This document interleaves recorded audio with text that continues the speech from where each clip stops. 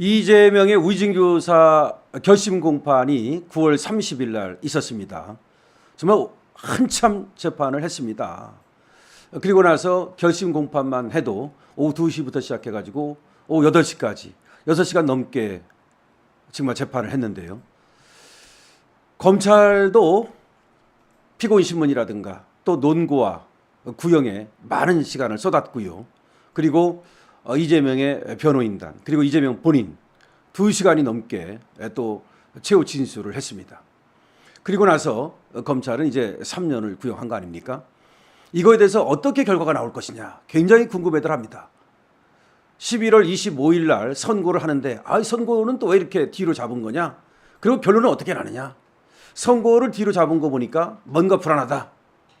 또 공직선거법이 11월 15일을 잡으니까 우이징교사를 또 11월 25일을 잡는 거 보니까 서로 눈치 보는 거 아니냐? 지금 자유우파 국민들 그리고 이재명의 이 범죄에 대해서 단죄를 바라는 국민들은 상당히 불안해하고 있습니다. 자, 그런데 말이죠. 이런 때는 법전에 의해서 그리고 판례에 의해서 그리고 대법원 양형 기준에 의해서 우리가 판단해 볼 필요가 있습니다. 그러니까 추측이 아니고 그야말로 법전에 의해서 판례에 의해서 대법원 양형 기준에 의해서 사례에 의해서 판단을 해 볼 필요가 있는 거죠. 이런 경우에 말이죠. 실형을 다수 때린 사례가 있습니다. 그러니까 이재명의 경우에는 우이징 교사라고 하는 겁니다.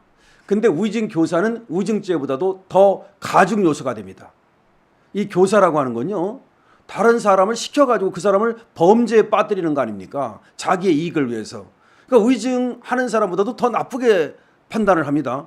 이거는 그리고 집행유예를 잘 안 해줍니다. 자, 그러니까 가중 요소만 있지 감경 요소가 없다고 이제 이재명의 범죄에 대해서 얘기를 하는데 그 이유를 하나씩 보고 집행유예가 가능한가를 하나씩 보겠습니다. 일단은 형량이 얼마가 나올 것이냐. 3년을 구형했으니까 한 2년 이상은 나오는 거 아니냐. 그렇게 얘기를 하는데 맞습니다.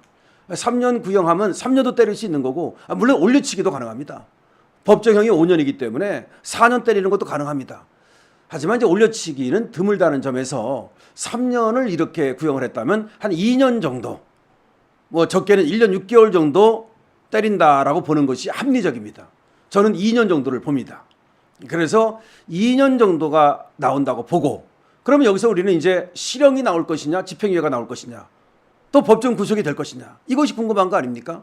자, 그러면 지금 왜 2년 정도가 나온다고 보느냐. 지금 감경 요소가 일체 없어요. 뭐 깎아줄 게 없어.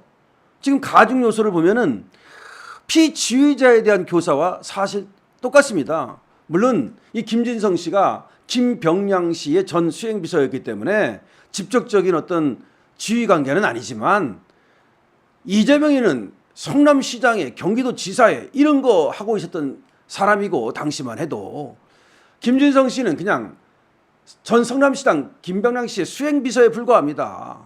그런데 그렇게 대단한 사람이 몇 번에 걸쳐서 전화를 하고 부탁을 하고 또 최후 그 변론 요지서 이런 것들을 주면서 말이죠.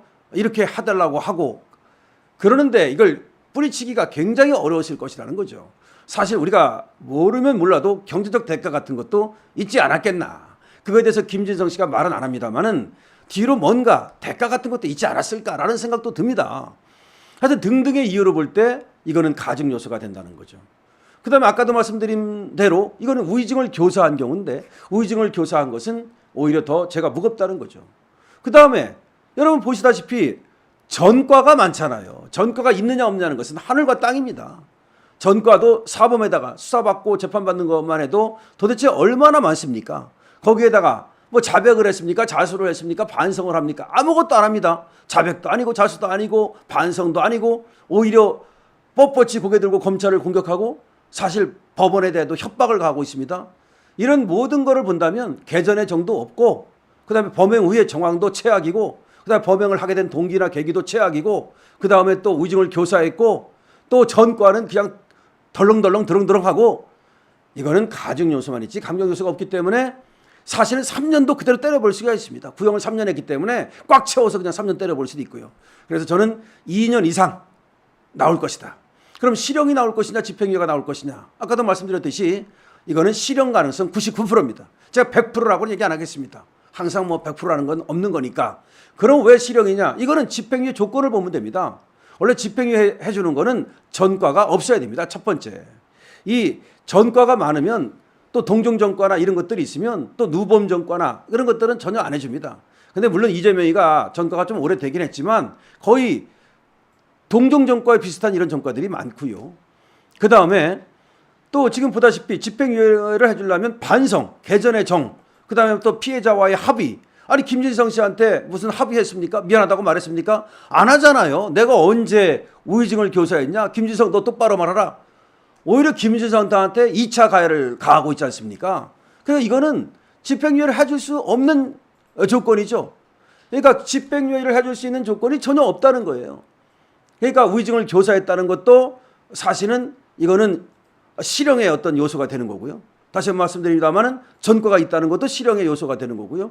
그 다음에 피해자와의 합의가 아니라 어떤 것 보면 피해자에 대한 2차 가해를 하고 있는 것도 역시 또 실형의 조건이 되는 거고요. 그 다음에 자백이나 자수 이런 거 하나 안 하고 계속해서 자기 범죄를 부인하고 있다는 거. 이런 거 전부 다 실형의 조건이 되는 겁니다. 그래서 또 이런 자는 말이죠. 범행의 가능성, 재범의 가능성도 엄청 높다고 봐야 돼요. 지금도 재범해가지고서 말이죠. 그 이후에도 2018년, 2019년 이후에도 계속해서 대장동 사건, 의뢰 사건, 백현동 사건 수많은 범죄를 저질렀고 뭐 그 다음에도 지금 또 대북 송금 사건 그거 말고도 또 김만배 신앙님의 가짜 이 공작 사건 하여튼 뭐 일일이 말하기 어렵습니다. 법카 사건 이런 모든 것을 고려해 본다면 이재명의 실형 가능성은 99%다. 그리고 형량은 2년 이상이다. 이렇게 예측할 수가 있습니다. 사실은 말이죠. 이재명의 구형량도 3년. 제가 정확히 맞췄습니다. 3년이라고 얘기를 했다가 나중에는 제가 그래도 5년 때려. 법정 최고형이 5년이니까 뭐 이런 얘기도 했습니다만은 3년. 뭐 대부분의 법조인들이 3년을 또 예상을 했습니다.